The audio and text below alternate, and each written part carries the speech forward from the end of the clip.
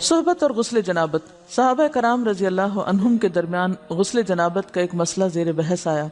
ایک گروہ کہتا تھا کہ غسل صرف دخول پہ فرض ہو جاتا ہے، انزال شرط نہیں، یعنی واٹر ڈسچارج جو ہے وہ ضروری نہیں۔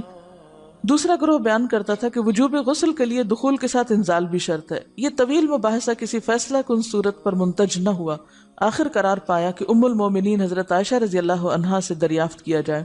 حضرت عائشہ نے کہا کہ رسول اللہ صلی اللہ علیہ وسلم نے فرمایا، اذا جلس بین شعبها الاربع ومس الختان الختان فقد وجب الغسل۔ جب مرد عورت کی 4 شاخوں کے درمیان بیٹھ جائے اور اس کا محل ختنہ عورت کے محل ختنہ کے ساتھ مس کرے تو غسل واجب ہو جاتا ہے۔ تو مسئلہ یہ ثابت ہوا کہ صرف دخول پر ہی مرد اور عورت جنبی ہو جاتے ہیں اور ان پہ غسل واجب ہو جاتا ہے، انزال یعنی منی کا نکلنا شرط نہیں۔ جنابت کے احکام۔ وجوب غسل کی حالت کو حالت جنابت کہتے ہیں۔ وجوب غسل یعنی جب غسل واجب ہو جاتا ہے تو اس حالت کو جنابت کہتے ہیں۔ جنابت کا لفظ جم سے، جم پہلو کو کہتے ہیں، نہیں بچنا۔ مندرجہ ذیل 4 حالتوں میں مسلمان مرد اور عورت پر غسل کرنا فرض ہو جاتا ہے۔ نمبر 1، جوش کے ساتھ منی خارج ہونے کے بعد، اس میں احتلام بھی داخل ہے، یعنی کوئی ایسا خواب آئے یا ویسے۔ نمبر 2، صحبت کے بعد یعنی سیکشول انٹرکورس کے بعد۔ نمبر 3، حیض کے بعد۔ نمبر 4، نفاس کے بعد یعنی بچے کی پیدائش کے بعد۔ اس میں یاد رکھیے کہ بہت سے لوگ پوچھتے ہیں کہ اگر خواتین انٹرنل چیک اپ کرواتی ہیں تو کیا اس سے غسل واجب ہوتا ہے؟ تو کوئی غسل واجب نہیں ہوتا جب تک کہ ان 4 چیزوں میں سے کوئی چیز نہ ہو۔ اس میں یاد رکھیے کہ بہت سے لوگ پوچھتے ہیں کہ اگر خواتین انٹرنل چیک اپ کرواتی ہیں تو کیا اس سے غسل واجب ہوتا ہے؟ تو کوئی غسل واجب نہیں ہوتا جب تک کہ ان 4 چیزوں میں سے کوئی چیز نہ ہو۔ صرف منی خارج ہونے سے بات نہیں، بلکہ جوش کے ساتھ منی خارج ہونے کے بعد غسل واجب ہوتا ہے۔ رسول اللہ صلی اللہ علیہ وسلم نے فرمایا، جب تم عورت کی 4 شاخوں کے درمیان بیٹھ کر صحبت کرو تو تم پر غسل واجب ہو گیا، اگرچہ منی نہ نکلے۔ آپ نے غور کیا ہوگا کہ طہارت کے مسائل بہت تفصیل کے ساتھ اور اپنے اندر بہت ڈیٹیلز رکھتے ہیں، اور بہت سے موضوعات ایسے ہیں کہ جو انسان کی ظاہری زندگی نہیں بلکہ اس کی نجی اور ذاتی زندگی سے متعلق بھی ہیں، لیکن اس طرح پبلکلی ان کو پڑھانا اور ان کو سکھانا یہ بھی ایک ضرورت ہے، کیونکہ آپ صلی اللہ علیہ وسلم نے انصار کی خواتین کی تعریف کی کہ انصار کی خواتین کتنی اچھی ہیں جنہیں حیا دین کا علم حاصل کرنے سے نہیں روکتا۔ تو سوال یہ پیدا ہوتا ہے کہ آخر اتنی تفصیلات کیوں؟ اور بعض لوگ اس کو ناپسندیدہ قرار دیتے ہیں، تو ایسا کرنا ناسمجھی کی علامت ہے۔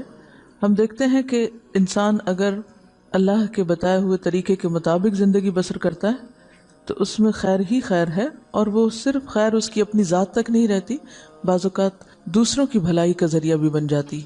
عورت کو بھی احتلام ہوتا ہے۔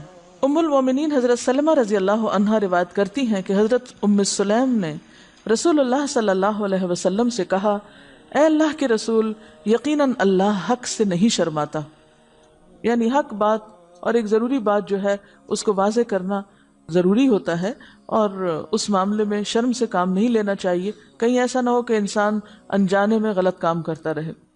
تو یہ کہہ کر انہوں نے مسئلہ پوچھا، کیا عورت پر غسل ہے جبکہ اس کو احتلام ہو؟ آپ نے فرمایا ہاں، لیکن جب پانی کا نشان دیکھے یعنی منی دیکھے۔ اس پر حضرت ام سلمہ نے شرم سے منہ چھپا لیا اور عرض کیا، اے اللہ کے رسول، کیا عورت کو بھی احتلام ہوتا ہے؟ آپ نے فرمایا ہاں ہوتا ہے، تیرا داہنا ہاتھ خاک آلود ہو، یعنی یہ ایک پیار کی ڈانٹ تھی۔ اور اس میں ہو سکتا ہے کہ مزاج کا فرق ہو، بعض خواتین کے ساتھ ایسا نہ ہو اور بعض کے ساتھ ایسا ہو، لیکن اس میں جو اصل چیز ہے وہ ایکسیسو واٹر ڈسچارج ہے۔ اس میں کہیں ایسا نہ ہو کہ لیکوریا وغیرہ کے ساتھ اس کو ریلیٹ کر دیا جائے، دونوں چیزوں میں فرق ہے۔ اور احتلام جو ہے وہ سوتے وقت ہوتا ہے، یعنی سو کر اٹھنے پر اگر انسان اپنے کپڑوں پر زیادہ ڈسچارج دیکھے، خواہ کوئی خواب یا کوئی فیلنگ یاد نہ بھی ہو، تو پھر غسل کرنا ضروری۔ معلوم ہوا کہ عورت یا مرد نیند سے اٹھ کر اگر تری یعنی نشان منی دیکھیں تو یہ احتلام کی علامت ہے، لہٰذا ان پر غسل کرنا فرض ہو جاتا ہے۔ اور اگر احتلام کی کیفیت انہیں یاد ہو لیکن نشان نہ پائیں، یعنی خواب یاد ہے لیکن کوئی سامنے علامت نہیں، تو غسل فرض نہیں ہوگا۔ ایسی صورت میں شک کی ضرورت نہیں ہے کہ نہیں وہ میں نے خواب دیکھا اور مجھے خواب بالکل صحیح یاد ہے تو مجھے نہانا چاہیے، نہیں، محض خواب پر نہیں نہایا جائے گا جب تک کہ فزیکلی کوئی ایسی چیز سامنے دیکھی نہ جائے۔ حضرت ام سلمہ روایت کرتی ہیں کہ میں نے کہا اے اللہ کے رسول صلی اللہ علیہ وسلم، میں اپنے سر کے بال خوب مضبوط گوندتی ہوں، کیا میں انہیں غسل جنابت کے وقت کھولا کروں؟ آپ نے فرمایا ان کا کھولنا ضروری نہیں، تیرے لیے یہی کافی ہے کہ 3 لپ پانی اپنے سر پر ڈالے، پھر اپنے سارے بدن پر پانی بہائے، پس تو پاک ہو جائے گی۔ یعنی بالوں کی جڑیں بھیگنا، سکن بھیگنا ضروری ہے، سارے بال کھولنا ضروری نہیں ہے۔ جنبی کے بالوں کا مسئلہ، حضرت عائشہ کو خبر ملی کہ حضرت عبداللہ ابن عمرو عورتوں کو غسل جنابت کے لیے بال کھولنے کا حکم دیتے ہیں۔ فرمانے لگی ابن عمرو پر تعجب ہے، انہوں نے عورتوں کو تکلیف میں ڈال دیا، وہ انہیں سر منڈوانے کا حکم کیوں نہیں دے دیتے؟ یہ حضرت عائشہ کی ڈانٹ تھی، یعنی وہ یہ تو کہہ رہے کہ عورتیں بال کھول کھول کے نہائیں، تو وہ پھر سیدھا یہی کہیں کہ عورتیں بال منڈوا لیں۔ میں اور رسول اللہ صلی اللہ علیہ وسلم ایک ہی برتن میں غسل کرتے، اور میں اپنے بال کھولے بغیر سر پر 3 چلو سے زیادہ پانی نہیں ڈالتی تھی۔ معلوم ہوا کہ غسل جنابت کے لیے بال کھولنے کی ضرورت نہیں، مگر یہ حکم صرف غسل جنابت کا ہے، غسل حیض کے لیے بالوں کا کھولنا ضروری ہے کیونکہ وہ مہینے میں ایک دفعہ ہے۔ حضرت عائشہ سے روایت ہے کہ انہیں رسول اللہ صلی اللہ علیہ وسلم نے غسل حیض کے لیے فرمایا اپنے بال کھولو اور غسل کرو۔ اس میں آپ دیکھیے کہ دونوں چیزوں میں فرق کیوں ہے، دونوں کی نوعیت فرق ہے، اور حیض جو ہے وہ ایک نجاست کی کیفیت بھی ہے نا، قل ہوا اذی، تو اس کے بعد نہانا اور نہا کر خوشبو لگانا خاص طور پر اس کا سارا حکم آتا ہے، لیکن غسل جنابت میں نجاست کی وہ کیفیت نہیں ہے، یعنی حیض کا خون اور منی جو ہے ان دونوں کے حکم میں بھی فرق ہے، ٹھیک ہے نا۔ بعض علماء کے خیال میں جو منی ہے اٹ سیلف وہ ناپاک چیز نہیں ہے، اگر کسی کپڑے وغیرہ کو لگ گئی تو وہ کپڑا ناپاک نہیں، اگر اس کو خشک ہونے پر کھرچ کے صاف کر دیا جائے تو کپڑا صاف ہو جائے گا، لیکن خون حیض پر آپ صلی اللہ علیہ وسلم کیا فرمایا، چٹکیوں سے مل مل کے اس کو صاف کر کے دھوئے، تو ان دونوں میں بھی فرق ہے، لہٰذا ان دونوں کے بعد نہانے کے حکم میں بھی فرق ہے، ایک میں بال کھولے جائیں گے اور بال بھی دھوئے جائیں گے اور بالوں کی جڑیں بھی دھوئی جائیں گی، جبکہ دوسرے عام غسل جنابت میں بال کھولنا اور پورے بال دھونا شرط نہیں۔ بہت سی بچیاں ایسی جن کی شادی ہوتی ہے اور اس کے بعد انہیں ان مسائل کا پتہ نہیں ہوتا، یا تو وہ شرم کے مارے نہاتی نہیں، یا نہاتی ہیں تو پھر وہ پورے بال دھو دھو کے سکھانے میں اور ان چیزوں میں اتنا وقت ضائع کر دیتی ہیں کہ پھر بعضوں کا شوہر کی نافرمانی اور آپس کے تعلقات میں ٹینشن، لوگوں کا خوف۔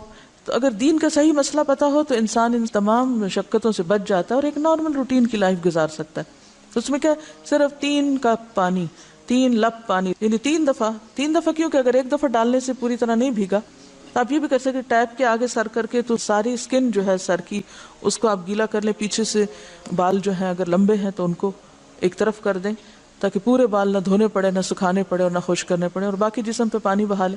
دوسری صورت یہ ہے کہ مگ میں پانی لے کے تو اس کو آپ تھوڑا تھوڑا کر کے پورے کو ایک دفعہ کریں، پھر اس کے بعد دوبارہ کریں اور تیسری دفعہ رول کر کے بالوں کو پیچھے سے شاور کیپ ڈال لیں اور باقی جسم پھر دھو لیں۔